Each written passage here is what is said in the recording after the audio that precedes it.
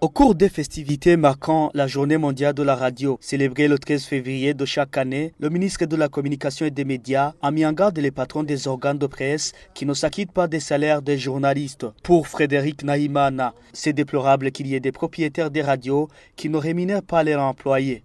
Il les met en garde. Il s'exprimait ce jeudi à la Maison de la Presse au cours de la célébration de cette journée.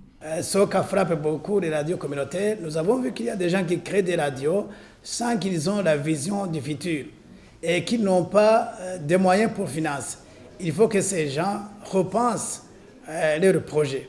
Deuxièmement, il faut que les gens qui travaillent pour le bénévolat annoncent cela parce que même s'il y a un bénévolat, il y a un contrat entre celui qui vous donne le bénévolat et celui qui le reçoit. Parce que le bénévolat n'est pas d'une façon indéterminée. Certains patrons des radios ont avoué qu'ils ont des soucis à rémunérer les employés. Onésime Harubunu, président de l'ABER, l'association burundaise des radiodiffuseurs, admet que certaines radios ne payent pas leurs journalistes, même s'il reconnaît que cela est dû au manque de moyens dont disposent les radios. Normalement, celui qui travaille doit être payé, doit être rémunéré.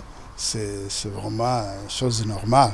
Mais il semble que les moyens que disposent les différents médiums ne permettent pas de payer peut-être ce qu'il faut, le bénévolat. C'est les moyens qui manquent, c'est pourquoi nous sollicitons chaque fois les bailleurs de soutenir les médiums, de soutenir les médias pour que les médias aient les moyens pour pouvoir financer et payer tous ces journalistes.